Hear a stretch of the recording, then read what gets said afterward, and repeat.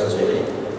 Comme bien expliqué par M. Stéphane, on fait partie d'un groupe, Volvo, et moi je fais partie du groupe Volvo Purchasing, achat. Voilà. Si on parle un petit peu du groupe, on a un groupe Purchasing qui est, en fait, le groupe Volvo est fait en groupe achat, groupe technologie et groupe opération. Groupe achat, c'est nous. Là, on accompagne les différents projets dans le monde d'assemblage et de production en leur donnant un appui côté achat, achat direct et achat indirect. En fait, on a le support aussi côté achat indirect pour le groupe Swacry, le Soprovi. On leur donne un petit peu de temps à autre notre expertise, notre accompagnement pour assurer les achats indirects. Et pour ce qui est en relation avec l'intégration locale, c'est les achats directs. Là, si on parle un petit peu du groupe, là on parle d'un groupe, plutôt des achats. En quelques chiffres, c'est 14 milliards d'achats d'euros de composants et d'accessoires par an. Et ça représente 2 milliards de pièces par an qui sont produites, qui sont alimentées ou qui sont livrées à plus de 80 sites, usines, plus le site de Mufter prochainement. Et ça représente, et derrière cette opération, il y a plus de 1000 acheteurs. Voilà. 1000 acheteurs qui font le sourcing local. Il y a des qualiticiens aussi qui font partie du groupe achat, qui s'assurent de la qualité et des produits et des fournisseurs potentiels avec lesquels on est en phase de discussion en Algérie, pour s'assurer vers la fin du cycle d'avoir la même qualité et la même qualité de produits et respecter les normes du groupe, voilà, pour arriver au même niveau de qualité fournisseur et fournir à son produit la même qualité de pièces, que ce soit en Europe, en Amérique latine, en Asie, qu'en Algérie. Voilà. Là, j'ai dit qu'on fait, il y a plus de 1000 acheteurs au monde qui font ça pour les achats directs et indirects. On est une organisation plutôt orientée satisfaction client, parce qu'à la base, on a les mêmes intérêts, c'est satisfaire les clients. On a des clients internes et on a des clients aussi externes. C'est les utilisateurs des end users, des camions, voilà. Et notre objectif, c'est zéro défect sur nos pièces. Et pour arriver à ça, on a des procédures de qualité, de certification, de validation de produits, de fournisseurs qui sont, je dirais, les plus sévères dans le monde de l'automobile.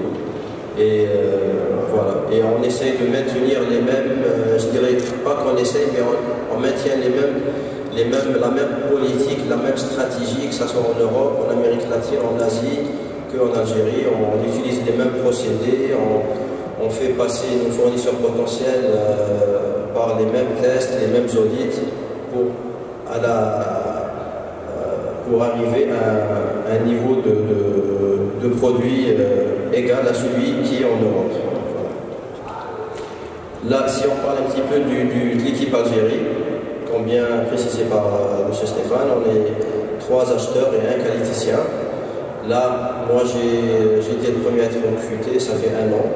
Du coup, là, c'est une très jeune équipe par rapport au cycle d'industrie, au cycle d'assemblage. On a commencé nos opérations ou nos consultations l'année dernière, en janvier. Là, on a pu identifier 10 fournisseurs sur une base de plus de 180 fournisseurs qu'on a consultés,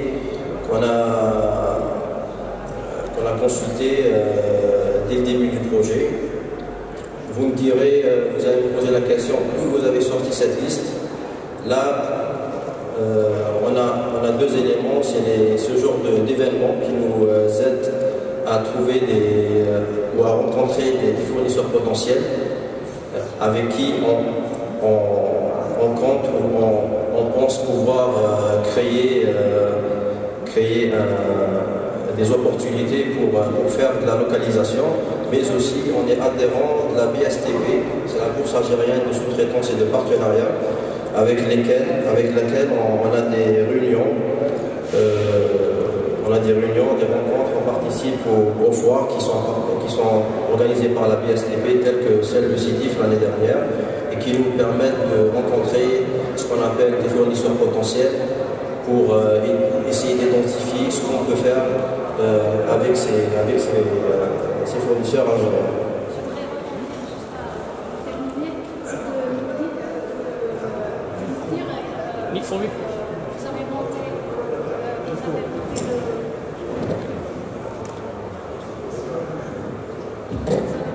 Premier camion hier, donc est-ce qu'il y a des sous-traitants qui sont déjà homologués dans leurs pièces sont intégrées dans ce premier camion, ou bien ça sera pour les prochains montages?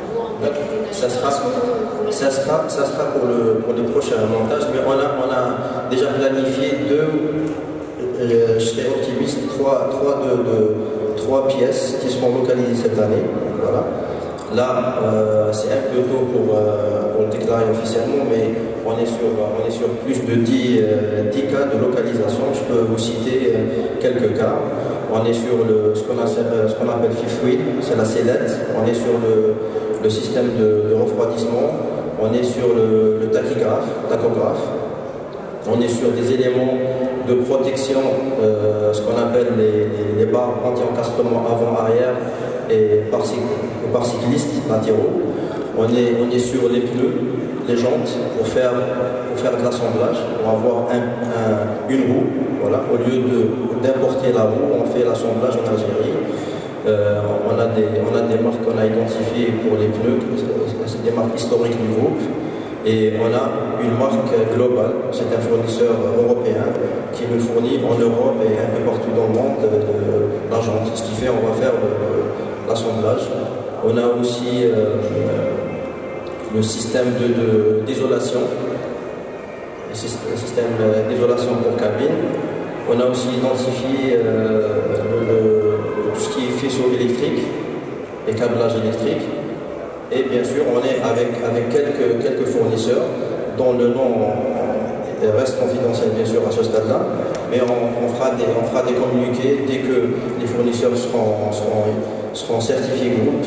On va faire un communiqué et un petit peu parler avec plus de détails. Mais je peux vous dire, avec certains fournisseurs locaux, on est en stade très avancé de discussion, et en fait, notre stratégie pour aller vite et assurer la même qualité qu'on a en Europe ou un peu partout dans le monde, on a pris nos fournisseurs historiques, globaux, européens en général, on les met en contact avec des fournisseurs qu'on a identifiés en Algérie, avec qui on peut et on compte faire de la localisation, on les met en contact, on organise des visites, des live meetings, des réunions face-to-face, en Europe, en Algérie, on essaye de se mettre d'accord sur un business setup sur lequel on va commencer notre activité. Et bien sûr, pour commencer, on va pas se voiler la face, on va commencer avec du pur assemblage. Par la suite, on va demander à ces fournisseurs locaux d'intégrer petit à petit, graduellement, des composants qui peuvent sourcer en local et qui seront des 100% made in Bladi du produit algérien. Voilà. C'est un petit peu notre stratégie, notre approche. Et là, je peux vous dire qu'on est très fiers. On a rencontré des fournisseurs, encore une fois, je ne peux pas nommer, mais il y a 2 fournisseurs qui sont déjà, vous allez deviner, il n'y a pas 36 000, ils sont déjà fournisseurs de Renault RPA. Et là, on a fait des tests, on a fait des audits, et je peux dire qu'ils sont au même niveau que nos fournisseurs en Europe, avec quelques petits, voilà, justement. On a aussi un fournisseur qui n'a jamais fait d'assemblage, n'a jamais fait de production, mais on pense qu'on a le même mindset, la même vision. Et là, on est en discussion avec ce fournisseur sur 3 différents éléments. Et là, ça avance très bien, que ce soit avec nos fournisseurs potentiels qu'on a identifiés ici, ou avec nos fournisseurs qu'on a identifiés pour créer un modèle de partenariat ou de coopération avant de passer à DJI. Voilà. Voilà, je pense que j'ai tout.